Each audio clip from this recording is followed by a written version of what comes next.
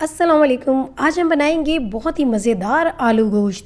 तो आलू गोश्त तो सभी बनाते हैं, तो आज मैं आपके साथ शेयर करने लगी हूँ बहुत ही आसान रेसिपी, जिसके लिए मैंने लिया है 1.5 किलो मटन। ये देखिए ये कितना ज़बरदस्त है। जब आलू गोश्त बनाना हो तो उसमें हड्डी भी लाजमी ले। तो ये देखिए इस तरह ये हड्डियाँ भी बीच में अगर एक या दो डलवा लेंगे तो उससे टेस्ट बहुत अच्छा आ जाता है, क्योंकि जब गोश्त गलता है तो हड्डियों की जो यखनी होती है उससे शोरबे में बहुत मज़ेदार टेस्ट आता है। तो ये देखिए ये गोश्त भी कितना अच्छा है, इस तरह से बाकी बोनलेस है, बस इसमें 2 या 3 हड्डियाँ भी हैं। अब इसमें डाल देंगे 7 प्याज। तो 2 प्याज लिए मैंने, रफली उनको काट लिया था, और साथ मैंने लहसुन के जवे डाल दिए हैं 15 से 20, और अदरक को मैंने क्रश करके डाल दिया है 1 चम्मच, और इसमें 4 टमाटर लिए हैं और वह दरमियान में से काट के छिलके के साथ ही इसी तरह डाल देने हैं। इनका छिलका हम बाद में रिमूव करेंगे, वो मैं आपको बताऊंगी किस टाइम पे रिमूव करना है। अब इसमें हम नमक डाल देते हैं 1 चम्मच और आधा चम्मच हल्दी। मसालों में यहाँ में सिर्फ 2 ही चीज़ें जाएंगी, हल्दी और नमक, और साथ थोड़े से साबुत मसाले डालते हैं। 2 बड़ी इलायची डाली और 1 दालचीनी का टुकड़ा डाल दिया है। इससे क्या होगा कि गोश्त की स्मेल भी नहीं आएगी और अच्छी सी खुशबू आ जाएगी। और इसमें मैंने डाल दिए हैं 2 गिलास पानी। ये मटन का गोश्त है इसलिए ये जल्दी से गल जाता है, तो 2 गिलास पानी ही काफ़ी है। अब इसे मिक्स करके इसे मैं मीडियम फ्लेम पे पकने रख दूँगी 15 से 20 मिनट के लिए। तो मटन भी जो है वो आप चेक कर लीजिएगा, ये हर मटन जो होता है कोई ज़्यादा टाइम ले लेता है, कोई कम टाइम लेता है। जब 7 से 8 मिनट हो जाएंगे पकते हुए, उसके बाद टमाटर का छिलका रिमूव कर देना है, क्योंकि वो पानी की स्टीम की वजह से सारा छिलका नरम हो जाता है और आसानी से रिमूव हो जाता है। इसीलिए मैंने हाफ़ ही करके डाल दिए थे ताकि आसानी से हम इसका छिलका रिमूव कर सकें। तो जब आलू गोश्त बनाए शोरबे वाला, तो उसमें टमाटर का छिलका रिमूव करके ये बनाए तो वो ज़्यादा सही रहता है, वरना शोरबे में थोड़े थोड़े टमाटर नज़र आते हैं। तो मज़ीद इसे मैंने 10 से 12 मिनट और पकने दिया। तो ये देखिए सारा पानी जो है वो ड्राई हो गया और टमाटर जो है वो खुद ब खुद पेस्ट बन गए हैं, प्याज भी नज़र नहीं आ रहे और लहसुन के जो साबुत जवे डाले थे वो भी नज़र नहीं आ रहे। तब हम गोश्त को चेक कर लेते हैं। तो ये देखिए गोश्त जो है वो 90% गल चुका है। बस हमें इतना ही यहाँ पे गलाना है, क्योंकि इसके बाद हमने आलू भी डालने हैं, तो जो 10% रह जाएगा वो उसमें गल जाएगा। अब हम इसकी करते हैं भुनाई।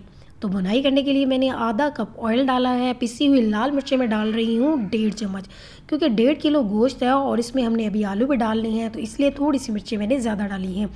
2 चम्मच इसमें मैंने धनिया पाउडर डाला है, 1 चम्मच ज़ीरा पाउडर और आधा चम्मच मैंने इसमें गरम मसाला डाल दिया है।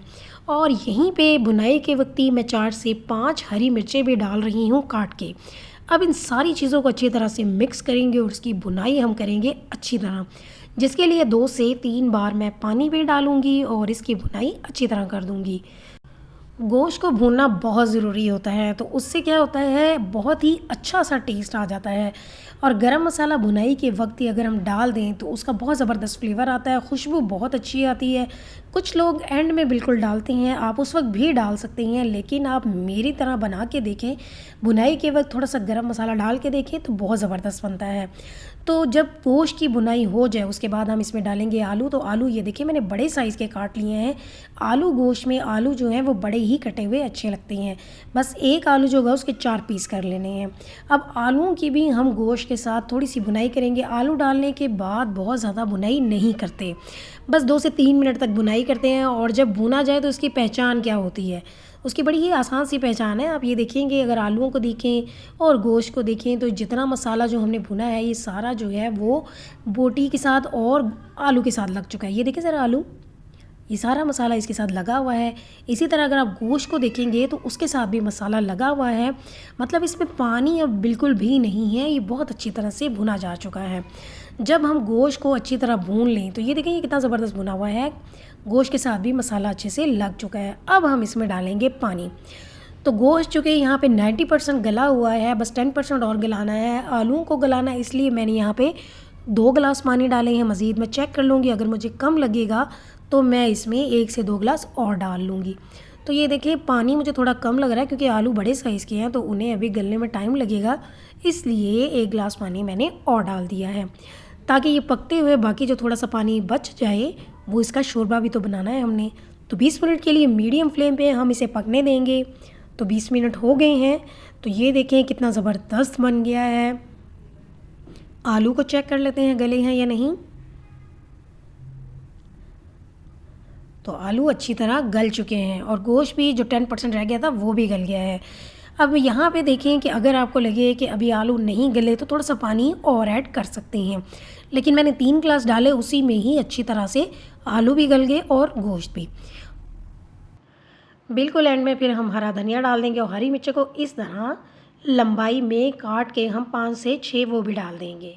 तो मैंने बुनाई के वक्त काट के डाली थी, अभी मैंने लंबाई में काट के डाल दी हैं और इसे हम मिक्स करेंगे और मज़ेदार सा आलू गोश्त तैयार है। तो ये देखिए, ये रेसिपी बहुत ज़बरदस्त है और क्विक भी बनती है, तो आपने मेरी ये रेसिपी ज़रूर ट्राई करनी है। रेसिपी अच्छी लगा करे तो लाइक और शेयर कर दिया करें और चैनल को सब्सक्राइब भी कर दिया करें। तो ये देखिए, इसका शोरबा भी बिल्कुल इसी कंसिस्टेंसी में रखना है। कुछ लोगों को पतला शोरबा अच्छा लगता है, कुछ को गाढ़ा अच्छा लगता है। अभी आपकी चॉइस है कि आपको जिस तरह से पतला या गाढ़ा शोरबा रखना हो, आप उस तरह से पानी एडजस्ट कर लीजिएगा। तो मैंने जो है वो थोड़ा गाढ़ा रखा है, इसीलिए आपको इस तरह से लग रहा है। ये बहुत मज़ेदार बना है, खुशबू इसकी बहुत अच्छी आ रही है।